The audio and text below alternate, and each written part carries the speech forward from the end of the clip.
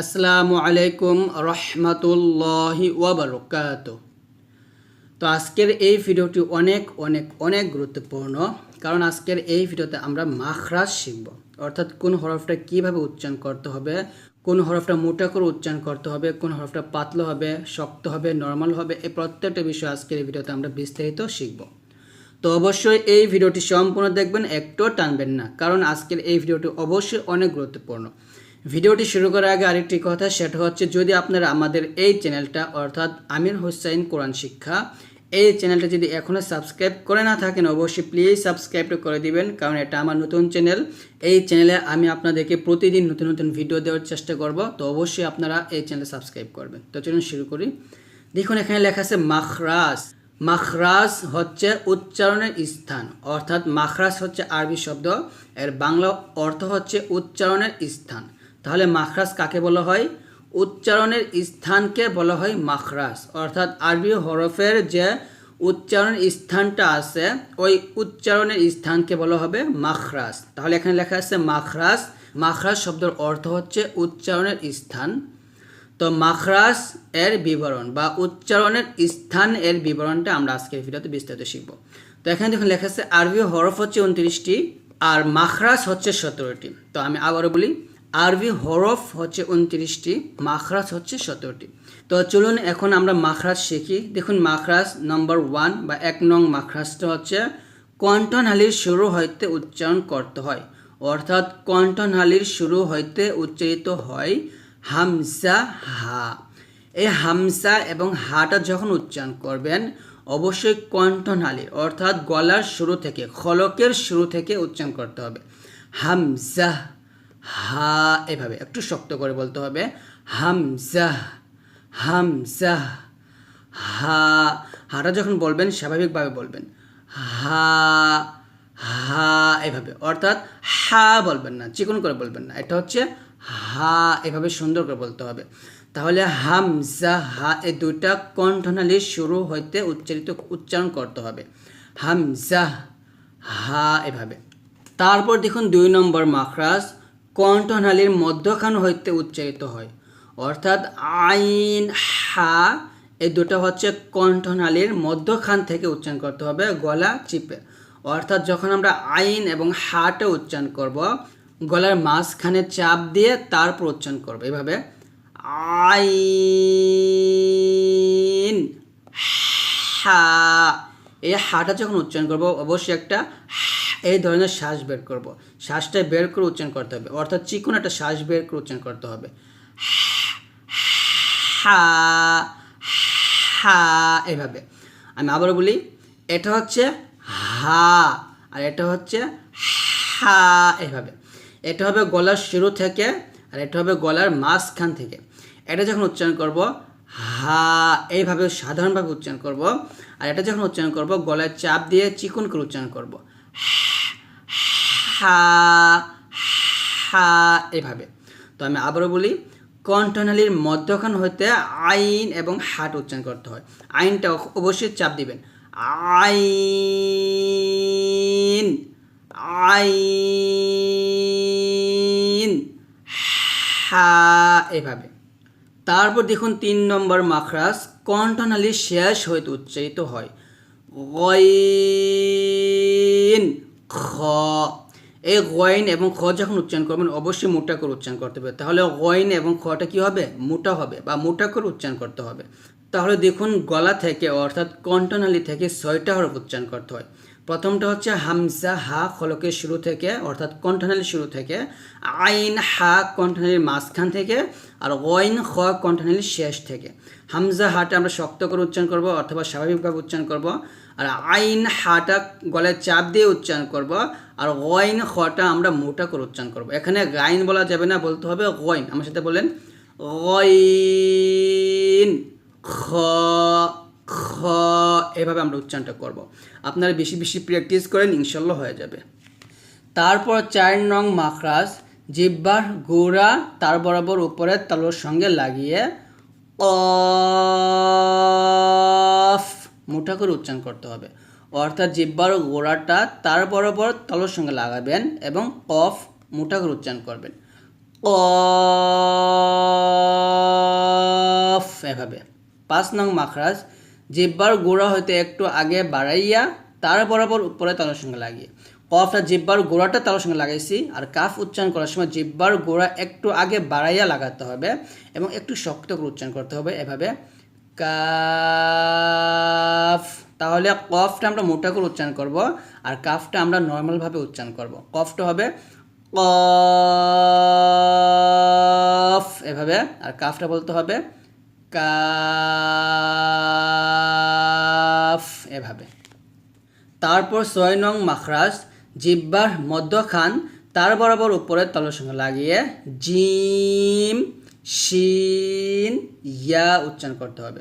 অর্থাৎ জিম শিন ইয়া যখন আমরা উচ্চারণ করব তখন অবশ্যই জিহ্বার মধ্যখান তার বরাবর উপরের তালুর সঙ্গে লাগাবো, অবশ্যই লাগাবো এবং একটু শক্ত করে উচ্চারণ করব। জিম, শিনটা যখন উচ্চারণ করবেন একটা এভাবে একটা শীষ বের করে উচ্চারণ করবেন, শিন ইয়া ইয়া এভাবে। 7 নং মাখরাজ জিহ্বার গোড়ার যে কোনো এক দিকের কিনারা উপরের মারি দাঁতের গোড়ার সঙ্গে লাগিয়ে দদ উচ্চারণ করতে হবে মোটা করে। অর্থাৎ দদ যখন আপনি উচ্চারণ করবেন জিহ্বার গোড়ার যে কোনো এক কিনারা উপরের মারি দাঁতের গোড়ার সঙ্গে লাগাবেন। মারি দাঁত বলতে বোঝানো হয়েছে আমাদের যে দাঁতগুলা জট লাগানো যে দাঁতগুলো আছে, যে দাঁত দিয়ে আমরা চাবিয়ে চাবিয়ে খাই, ওই দাঁতগুলাতে। তো ওই দাঁতের গোড়ার সাথে লাগাতে হবে আপনার জিহ্বার গোড়ার কিনারাটা। আমি আবার বলি, 7 নং মাখরাজটা হচ্ছে জিহ্বার গোড়ার যে কোনো এক দিকের কিনারা উপরের মারি দাঁতের গোড়ার সঙ্গে লাগিয়ে দদ উচ্চারণ করতে হবে মোটা করে এভাবে, দদ এভাবে, দদ এভাবে আমরা দদটা উচ্চারণ করব। 8 নং মাখরাজ জিহ্বার আগার কিনারা সামনের উপরে দাঁতের মাড়ির সঙ্গে লাগিয়ে লাম উচ্চারণ করতে হবে স্বাভাবিকভাবে, যেমন লাম এভাবে। 9 নং মাখরাজ জিহ্বার আগা তার বরাবর উপরের তালুর সঙ্গে লাগিয়ে নুনটা স্বাভাবিকভাবে উচ্চারণ করব, নুন, নুন এভাবে আমরা নুনটা উচ্চারণ করব। হচ্ছে 10 নং মাখরাজ জিহ্বার আগার পিঠ অথবা জিহ্বার আগার উল্টা পিঠ বলতে হবে। এখানে জিহ্বার আগার উল্টা পিঠ তার বরাবর উপরের তালুর সঙ্গে লাগিয়ে রটা মোটা করে উচ্চারণ করতে হবে, যেমন এখানে রা হবে না, বলতে হবে র, র এভাবে মোটা করে উচ্চারণ করবেন, র, র এভাবে। তারপর 11 নং মাখরাজটা হচ্ছে জিহ্বার আগা সামনের উপরে 2 দাঁতের গোড়ার সঙ্গে লাগিয়ে ত, দাল, তা শক্ত করে উচ্চারণ করতে হবে। এখানে দেখুন তটা মোটা হবে আর দাল তা দুটা পাতলা হবে। আমি আবার বলি, তটা মোটা করে উচ্চারণ করতে হয় আর দাল তাটা পাতলা করে উচ্চারণ করতে হবে। তো আমি আবার বলি, 11 নং মাখরাজ জিহ্বার আগা সামনের উপরের 2 দাঁতের গোড়ার সঙ্গে লাগাতে হবে। অর্থাৎ জিহ্বার আগাটা সামনের উপরে যে 2টি বড় দাঁত আছে ওই বড় দাঁতের গোড়ার সঙ্গে লাগিয়ে এই ত, দাল, তা উচ্চারণ করতে হবে। এখানে ত মোটা হবে আর দাল তা পাতলা হবে। 12 নং মাখরাজ জিহ্বার আগা সামনের নিচের 2 দাঁতের পেট ও আগার সঙ্গে লাগিয়ে উচ্চারণ করতে হয়। অর্থাৎ জিহ্বার আগাটা সামনের নিচের 2 দাঁতের মাঝখানে বলতে পারেন, এখানে 2 দাঁতের মাঝে অথবা 2 দাঁতের পেটে লাগিয়ে সদ, সিন, ঝা শীষ দিয়ে উচ্চারণ করতে হবে। অর্থাৎ যখন আপনি সদ, সিন, ঝা উচ্চারণ করবেন, উচ্চারণ করার সময় একটা শীষ বের হবে, এভাবে একটা শীষ বের করবেন, সদ, তারপরে ঝা, সিন এভাবে উচ্চারণ করতে হবে। এখানে সদ মোটা হরফ আর সিন হচ্ছে পাতলা হরফ, তাহলে সদ মোটা করে উচ্চারণ করতে হবে শীষ দিয়ে আর সিনটা পাতলা করে উচ্চারণ করতে হবে। তারপরে 13 নং মাখরাজ জিহ্বার আগা সামনের উপরে 2 দাঁতের আগার সঙ্গে লাগিয়ে নরম করে উচ্চারণ করতে হয়, এটা নরমভাবে। অর্থাৎ ও, দাল, থা এই 3টা হরফ যখন উচ্চারণ করবেন অবশ্যই সামনের উপরে 2 দাঁতের আগার সঙ্গে লাগাবেন জিহ্বার আগাটা, ওটা এখানে মোটা করবেন আর দাল, থাটা পাতলা করে উচ্চারণ করবেন এভাবে, ও, ও আর দাল, থা পাতলা হবে, দাল, থা এভাবে। তারপর 14 নং মাখরাজ নিচের ঠোঁটের পেট সামনের উপরের দুই দাঁতের আগার সঙ্গে লাগিয়ে ফা উচ্চারণ করতে হবে নরম করে। যেমন ফা, ফাটা যখন উচ্চারণ করবেন অবশ্যই একটা বাতাস বের করবেন, ফা, এভাবে। অর্থাৎ নিচের ঠোঁটের পেট, নিচের যে ঠোঁট ওই ঠোঁটের পেটের অংশটা সামনের উপরে দুই দাঁতের আগার সঙ্গে লাগাতে হবে, ফা, এভাবে।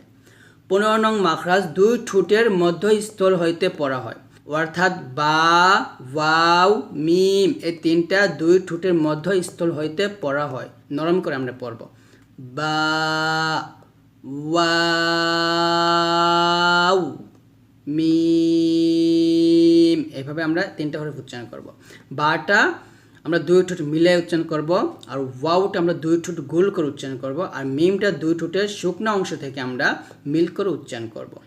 তারপর হচ্ছে 16 নং মাখরাজ মুখের খালি জায়গা হইতে মদের হরফ পড়া যায়, যেমন বা, বি, বু। অর্থাৎ জবরের পরে খালি আলিফ আসলে এটা মদের হরফ, জেরের পরে জজমলা ইয়া আসলে এটা মদের হরফ, পেশের পরে জজমলা ওয়াও আসলে এটা মদের হরফ। মদের হরফ হলে এক আলিফ টেনে পড়তে হয়, এখানে দেখুন লেখা আছে টেনে টেনে পড়া, অর্থাৎ টেনে পড়তে হবে, এটা কিন্তু মদের হরফ হবে। বা, বি, বু, এভাবে আমরা টেনে পড়ব। 17 নং মাখরাজটা হচ্ছে নাকের বাঁশি হইতে গুন্না পড়া হয়, অর্থাৎ এটা গুণ্য হবে, গুনগুন করে গুন্না করতে হবে, আর এই গুন্নাকে বলা হবে ওয়াজিব গুন্না। যেমন আম্মা, ইন্না, এইভাবে আমরা গুন্নাটা করব। এখানে দেখুন এটা দেওয়া আছে নোট, আলিফে হরকত দিলে হামজার মতো উচ্চারণ করতে হয়, অর্থাৎ আলিফের উপর জবর জের পেশ থাকলে এই আলিফটাকে হামজার মতো উচ্চারণ করতে হবে। তো এই হচ্ছে মাখরাজ নিয়ে আলোচনা। আশা করছি আজকের এই ভিডিও থেকে আপনারা মাখরাজগুলো আর প্রত্যেকটা হরফগুলো খুব ভালো করে বুঝতে পারছেন। তো যদি বুঝতে পারেন অবশ্যই একটা লাইক দিয়ে দিবেন, অবশ্যই লাইক দিবেন একটা, অবশ্যই প্লিজ একটা লাইক দিবেন, আর অবশ্যই এই ভিডিওগুলো সবার কাছে শেয়ার করে দিবেন। যদি আপনাদের কোরআন মাঝে শিখতে কিংবা বুঝতে প্রবলেম হয় অবশ্যই আমাকে কমেন্ট করে জানাবেন, ইনশাল্লাহ আপনাদের সেই অনুযায়ী আমি ভিডিও করব। আর যারা আমাদের এই চ্যানেলটা এখনও সাবস্ক্রাইব করেন নাই প্লিজ সাবস্ক্রাইব করে দিবেন। তো সবাই ভালো থাকবেন, সুস্থ থাকবেন, আল্লাহ হাফেজ।